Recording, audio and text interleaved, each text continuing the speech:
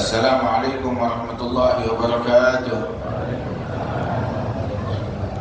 Alhamdulillah wassalatu wassalamu ala sayyidina Rasulillah sayyidina Muhammad bin Abdullah wa ala alihi wa sahbihi wa wala. Ma ba'd. Kita bersyukur kepada Allah Ta'ala, pada pagi hari ini kita hadir di majlis yang penuh berkah, majlis Al-Imam Al-Arif Billah Al-Habib Ali bin Abdurrahman bin Abdullah Al-Habsyi. Mudah-mudahan Allah Ta'ala mengangkat derajat beliau dan Allah Ta'ala berikan berkah insyaAllah kepada kita semuanya. Kita doakan para guru-guru kita, bil khusus akhirnya Al-Habib Ali bin Abdurrahman, diberikan kesehatan, afiat dan keberkahan, dan Allah Ta'ala menjadikan kita sebagai orang-orang yang meneladani, mengikuti Rasulullah SAW dan menjalankan syariat beliau dengan sebenar-benarnya.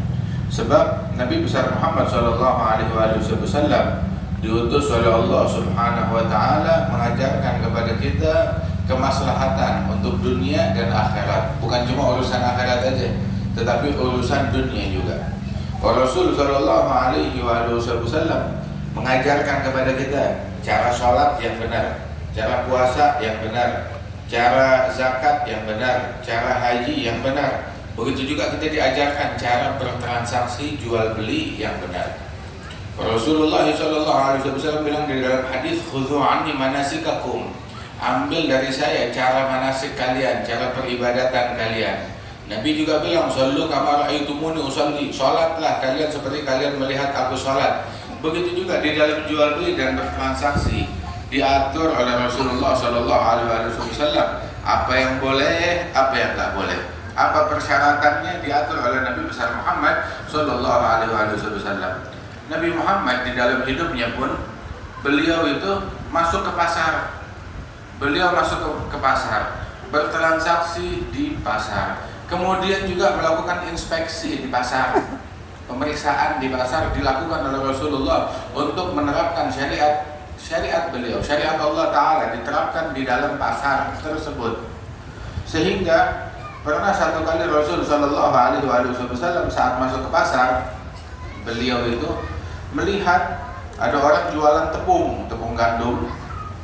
Saat melihat orang itu jualan tepung, maka Nabi Muhammad lihat luarnya bagus, terus Nabi masukin, pegang tuh tepung, bagus, kering. Terus Nabi masukin tangannya ke dalam, gak tahu bagian dalamnya lembab, basah. Terus Nabi tanya kepada orang tersebut, "Ma hadza?" Apa ini, kok dalamnya basah? Terus orang itu berkata, "Asabat hasama," yakni al-matar. Itu terkena hujan sehingga menjadi lembab dan basah. Tapi diumpetin di dalam. Maka Nabi Muhammad SAW menegur orang tersebut, "Afala adharta?" Kenapa enggak kamu tunjukin juga yang jelek keluar? Bukan kamu tunjukin yang bagus, begitu dibungkus yang jelek dimasukin. Terus Nabi bilang, "Man ghasyana falaysa minna." Yang menipu kita umat Islam maka bukan bagian dari kita, kata Rasulullah sallallahu alaihi wasallam.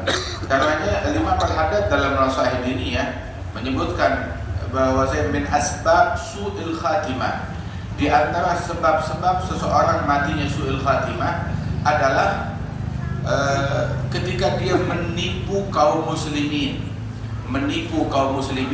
dalam urusan dunia mereka dan juga dalam urusan akhirat. Bukan cuma menipu dalam urusan akhirat, tetapi juga menipu dalam urusan dunia. Itu bisa menyebabkan su'il khatimah.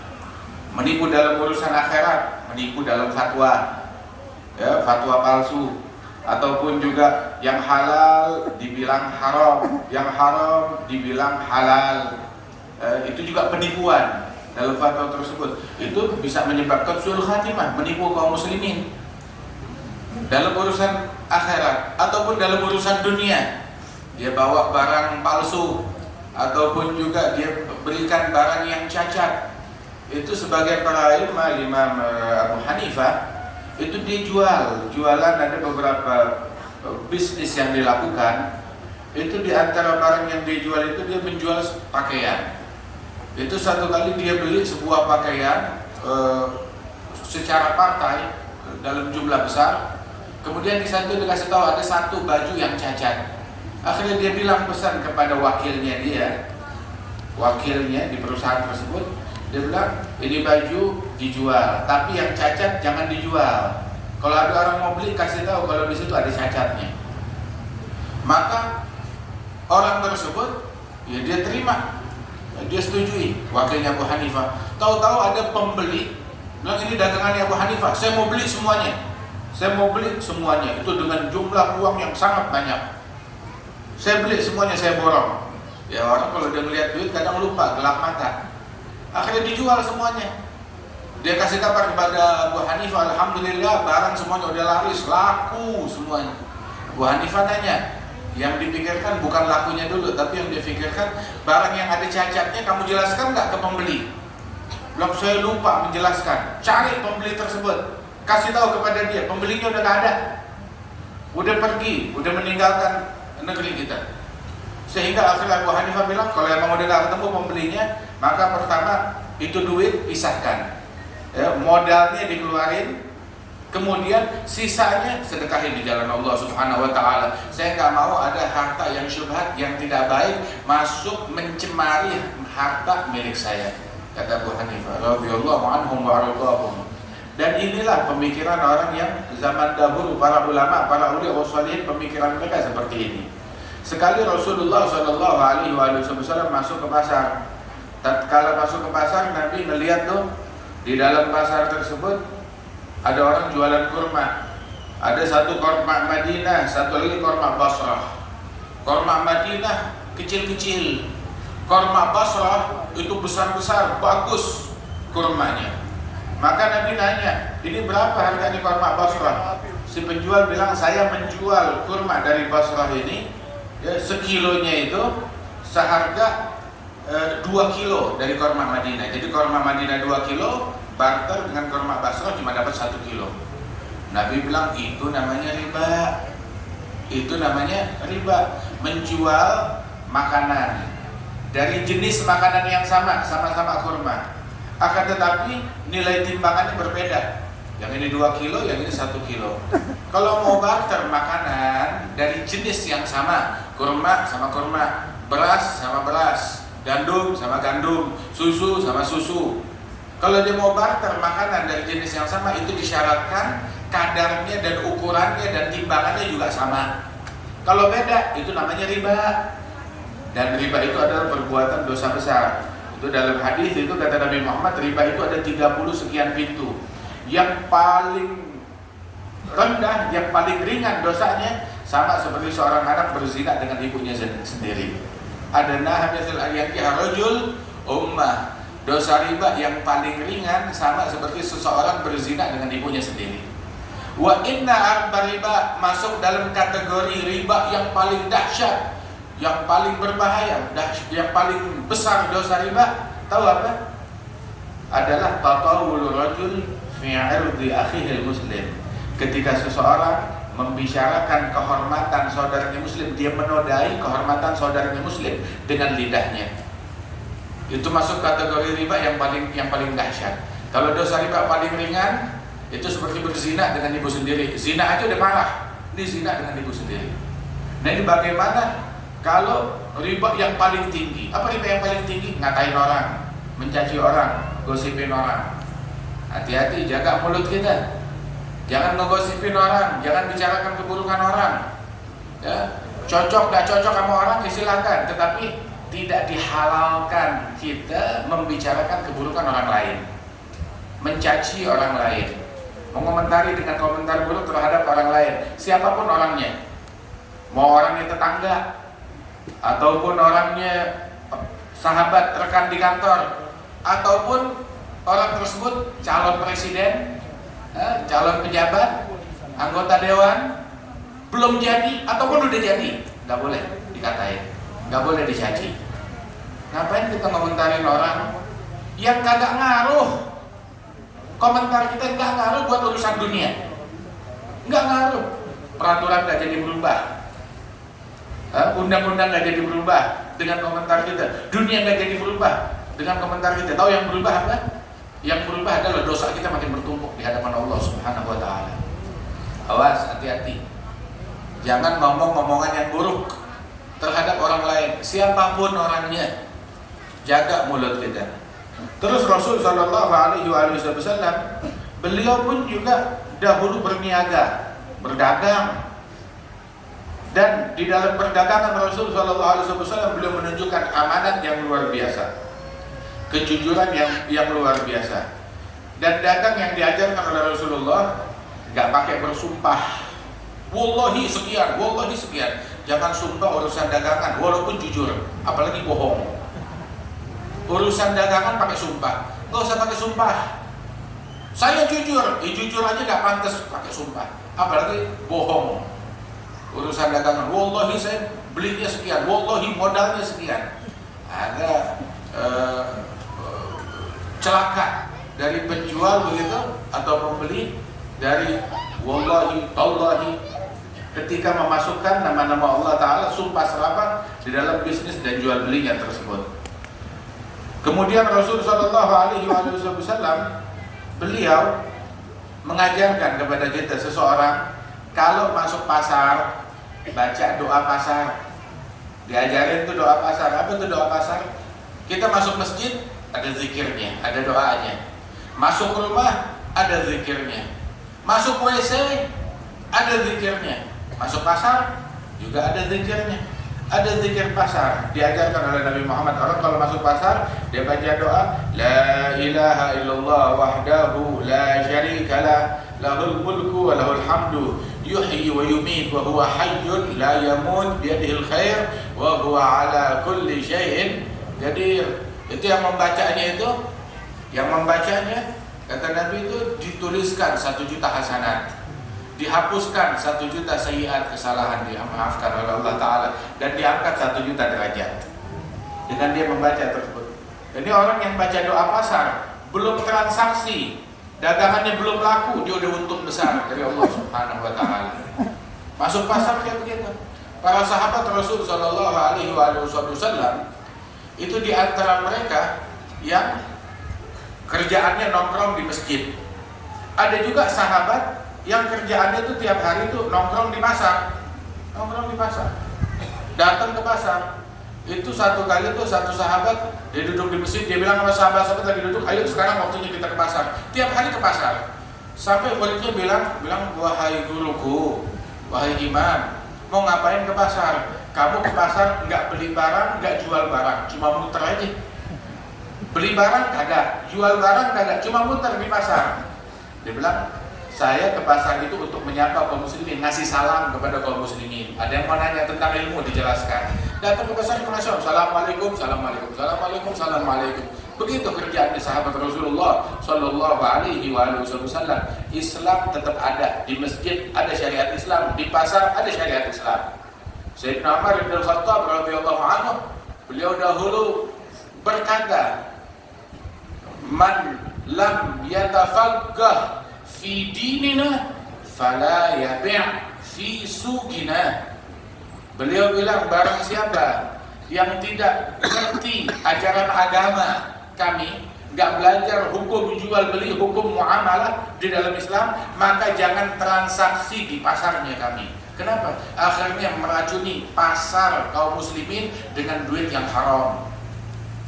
Sebab kalau dia nggak belajar, akhirnya terjeblos dalam hal yang haram. Akhirnya pasar dan keuangan kaum muslimin terkontaminasi dengan duit yang haram di dalamnya situ. Wah, kata. Nah, karena itu belajar, tuntut ilmu agama. Kita mau bisnis, ayo belajar dulu. Jangan main asal terobos saja. Orang melakukan, jadi saya ikut melakukan. Kita sholat bukan ngikutin orang, kita sholat ngikutin seperti sholatnya Nabi Muhammad. Diatur oleh Nabi Muhammad. Begitu juga transaksi. Mau transaksi apapun cari tahu apa hukum transaksi ini. Tanya kepada ulama.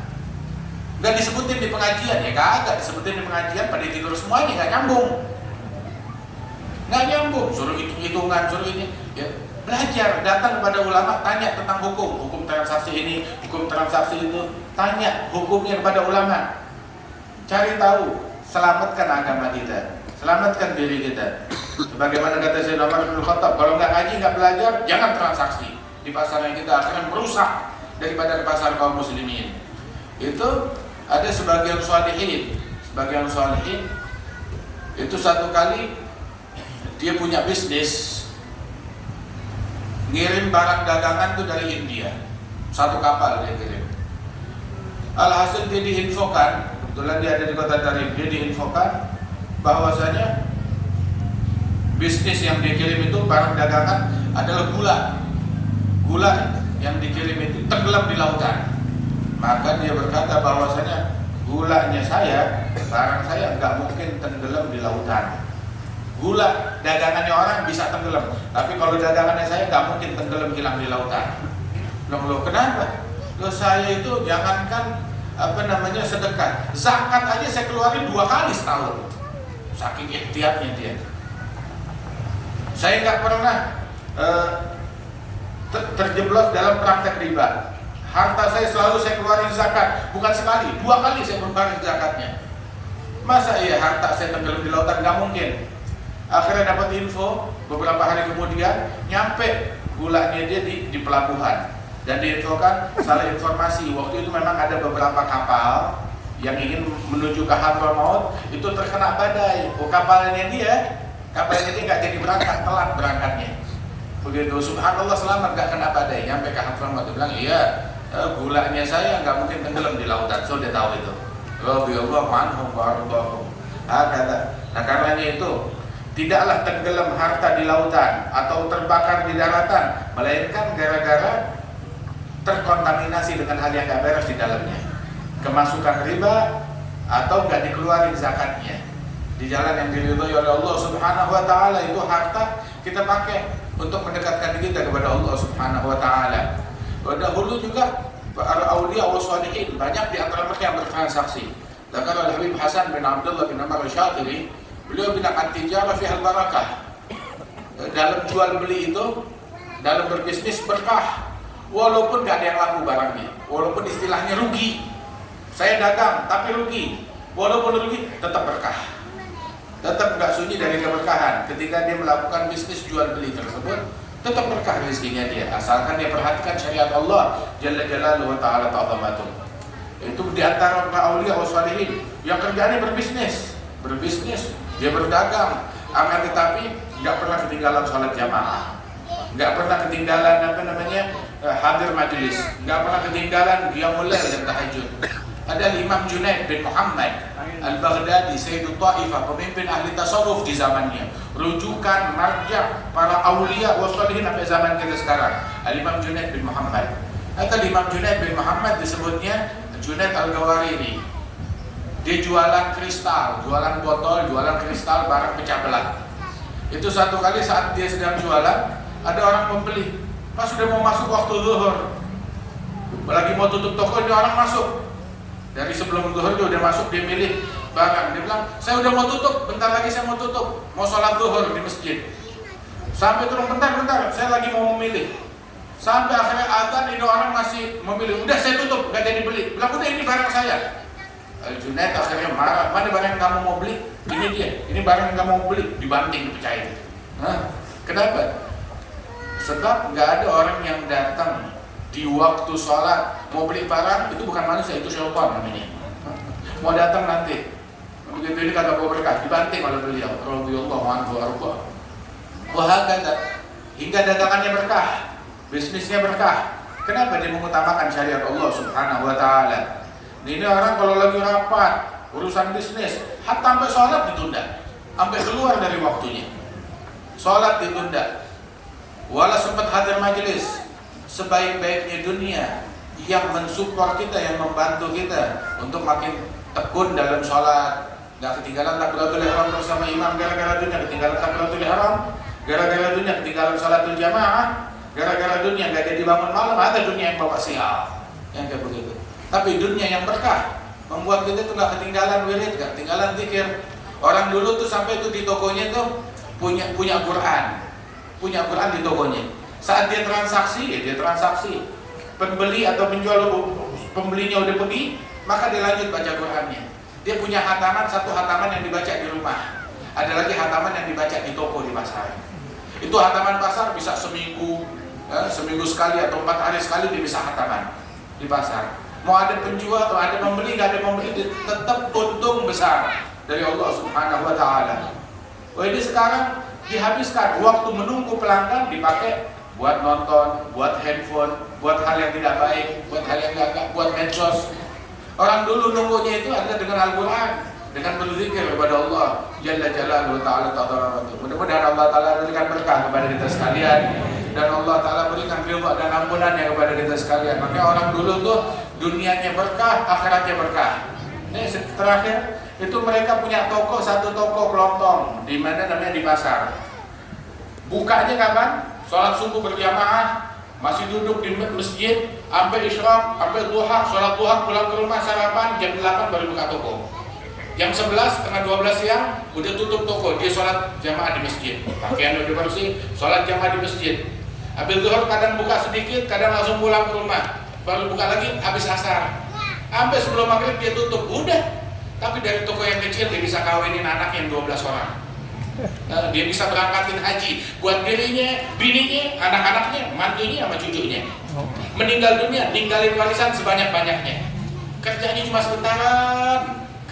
sebentaran, tapi berkah. Orang sekarang dari sebelum subuh udah jalan ke kantor, pulang udah gelap, ketemu anak juga kagak.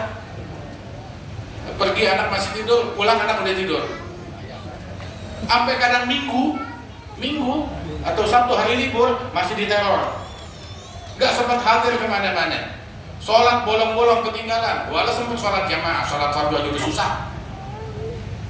Udah gitu meninggal dunia, ninggalin utang yang nggak beres-beres, nggak ada keberkahan. Waliyad billah min dzalik. Akan tetapi ketika dia mengutamakan Allah, Allah akan mengutamakan orang tersebut.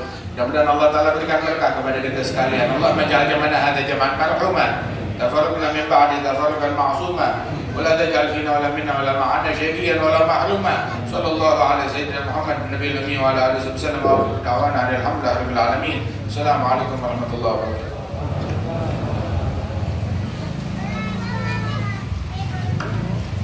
Masih kita ucapkan kepada kita Habib Jeddah novel Rizal Habib Jeddah, mudah-mudahan pesan dan nasihat untuk kita semua membekas meresap di hati kita. Yang penting ini meresap, ya. Kalau ada 1, 2 yang meresap bekas